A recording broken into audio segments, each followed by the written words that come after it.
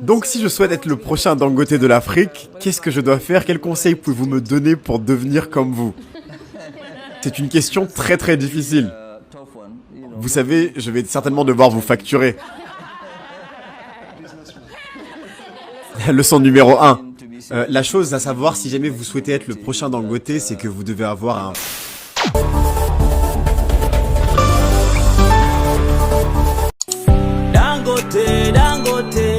Dangote still dey find money. I know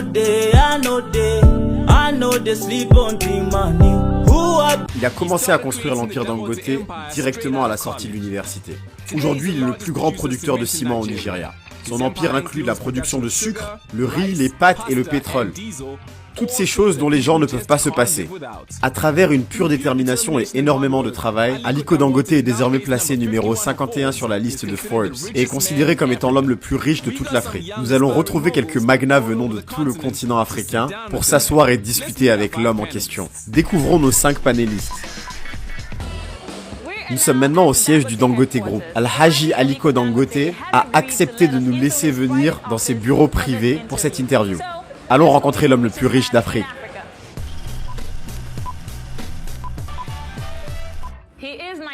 Il est le Warren Buffett du Nigeria. Il a été placé numéro 51 sur la liste Forbes des personnes les plus riches du monde. The News of Africa l'a décrit comme l'une des 100 personnalités les plus influentes du continent. Mesdames et messieurs, souhaitez la bienvenue avec moi à Alhaji Dangote. Merci beaucoup monsieur pour votre temps.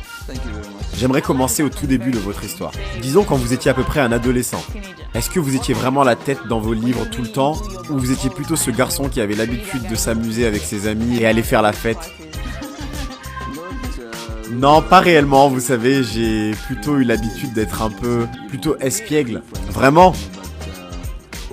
Oui, vous savez, mais j'étais plutôt pas le type de personne à me mélanger avec les mauvais garçons. J'étais généralement plutôt avec mes proches, ou plutôt la famille, ou mes amis. Donc on se connaissait plutôt bien, et vous savez, j'essayais d'être vraiment...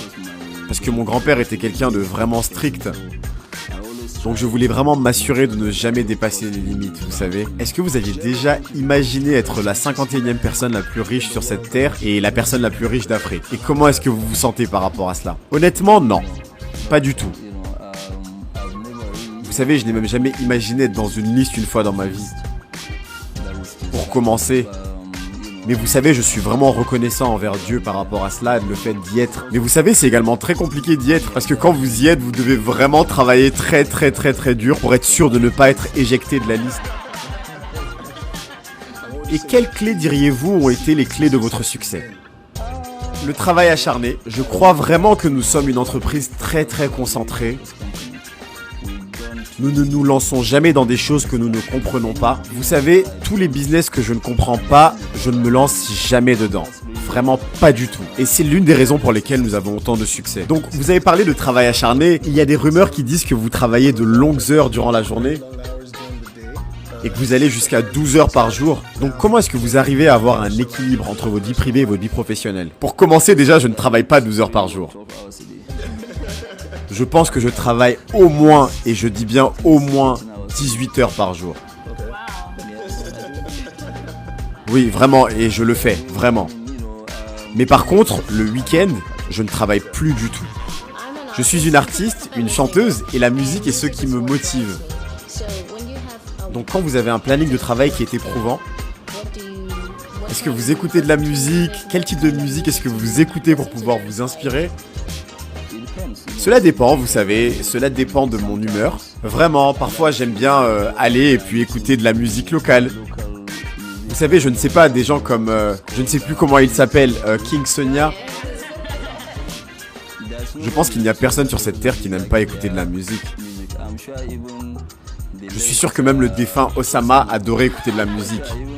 Aussi fanatique qu'il était, je suis sûr qu'il écoutait de la musique. J'aimerais savoir si vous pouviez nous donner les facteurs clés pour lesquels l'Afrique est l'un des meilleurs endroits pour pouvoir avoir du succès, et également les choses qui font que c'est l'un des endroits les plus compliqués. Vous savez, par rapport à l'Afrique, certaines des choses que vous entendez sont souvent seulement de la perception par rapport à ce que les gens ont. Certaines personnes sont juste trop paresseuses pour chercher à savoir si l'Afrique est un endroit qui est bien. Et ils entendent simplement de quelqu'un que l'Afrique n'est pas un bon endroit pour investir ou pour pouvoir faire du business, que le business est compliqué. Mais les choses ont tellement changé par rapport à cette perception. Nous sommes le seul continent qui a une telle croissance, avec une croissance supérieure à 5% de PIB de partout. Donc vous savez, l'endroit où vous devez définitivement aller et investir pour faire de l'argent, c'est l'Afrique. En venant de là où vous venez, vous savez, en étant un jeune homme commençant dans le business et en voyant la jeunesse d'aujourd'hui, qu'est-ce que vous pensez fait la différence aujourd'hui par rapport à quand vous avez commencé à l'époque et là où nous sommes en tant que jeunesse aujourd'hui? Vous savez, l'un des problèmes avec notre jeune génération aujourd'hui, c'est qu'ils veulent juste faire un saut et se voir tout de suite là-haut, du jour au lendemain, et cela ne se passe jamais comme ça. Ce que vous devez faire, c'est être vraiment très concentré comme personne et vous dédier à 100% à ce que vous faites, qu'importe ce que c'est. Ce n'est vraiment pas bon pour vous de commencer quelque chose, de l'essayer et après seulement un mois dire ok ça ne marche pas, je laisse tomber, je passe à quelque chose d'autre. Je pense que vous devriez être vraiment très concentré sur ce que vous faites. Une fois que vous croyez vraiment dans ce que vous faites, vous ne devriez jamais prendre un business ou un job comme quelque chose que vous devez faire. Vous devez vraiment le prendre comme le fait que cela fait partie de vos loisirs, de vos passe-temps. Vous allez le faire beaucoup mieux. Les Nigérians pensent qu'il n'y a que deux classes sociales, les riches et ensuite les pauvres. Et à votre avis, est-ce que c'est à cause de la privatisation, la corruption, ou pourquoi est-ce que cela se passe ? Et qu'est-ce que le gouvernement ou des gens comme vous peuvent faire pour créer cette classe moyenne ?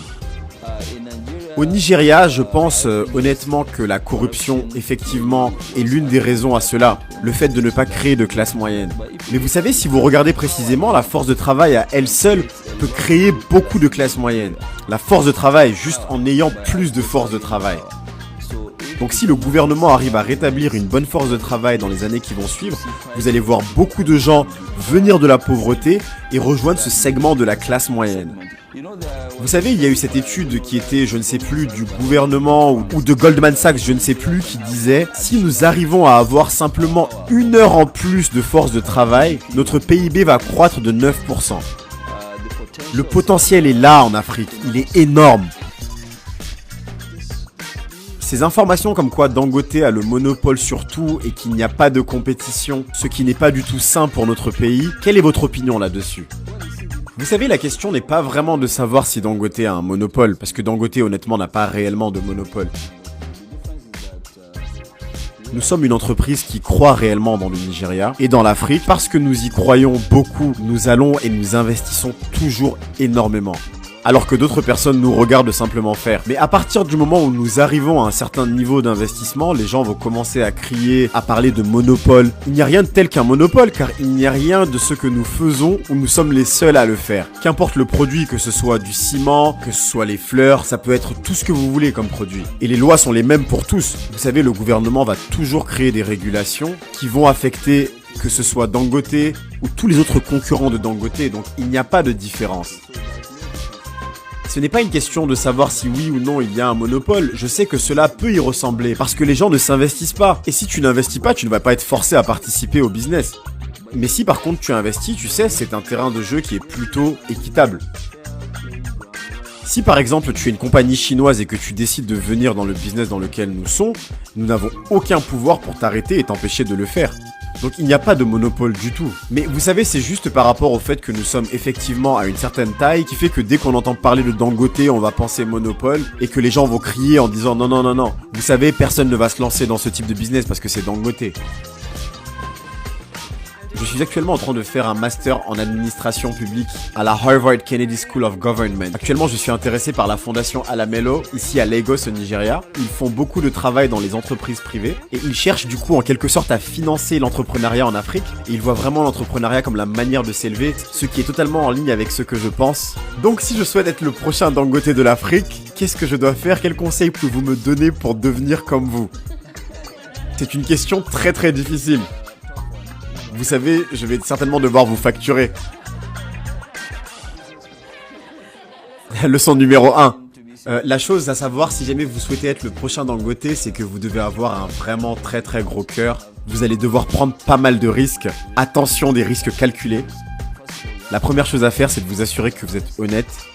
Vous devez être sûr de ne pas détruire votre nom, et vous savez, votre nom est extrêmement important. C'est l'actif le plus précieux que vous avez, votre nom. Vous savez, si vous n'avez pas un bon nom, même les banques, qu'importe à quel point vous êtes grand, ils ne vont pas vouloir faire de business avec vous et vous toucher. Donc vous devez vous assurer d'avoir un nom très très propre. Et la troisième chose, et c'est très important, écoutez-moi bien, vous devez être sûr de toujours vous dire « rien n'est impossible ». Une fois que vous vous dites que rien n'est impossible, cela veut dire que vous pouvez en effet réaliser votre objectif. Pour être Dangote également, vous allez avoir besoin d'un peu de chance, mais le travail acharné crée la chance. Et pour conclure, qu'est-ce que vous pensez que la jeune génération, les jeunes personnes peuvent faire de manière pratique pour créer du changement? Et je parle de ce jeune Ghanéen ou Camerounais qui est assis là à vous regarder là tout de suite, de sa chaise, après avoir fini de regarder cette émission. Quelle est la prochaine étape qu'il peut faire pour pouvoir créer du changement pour lui? Alors la chose pratique pour lui à faire, déjà c'est de savoir que tant qu'il y a de la vie, il y a de l'espoir. Et que du coup, lui-même, il peut le faire. Et que lui-même, il peut arriver au sommet. En fait, vous savez, vous les jeunes, vous avez un meilleur avenir que nous. Parce que vous avez une bonne éducation, où les choses sont beaucoup plus faciles dans un âge de l'informatique.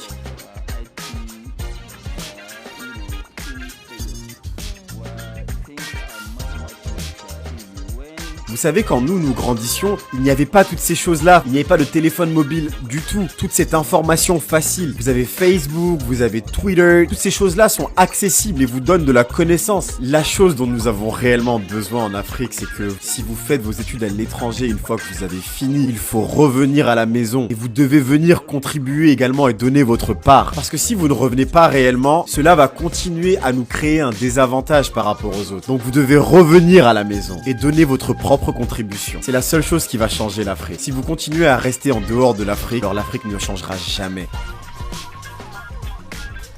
Rencontrer Dangote était tellement inspirant et je pense que la chose que je prendrais de cette interview, c'est que rien n'est impossible. Et si un homme qui est aussi accompli et aussi riche peut dire que rien n'est impossible, alors qu'est-ce qui peut m'arrêter ?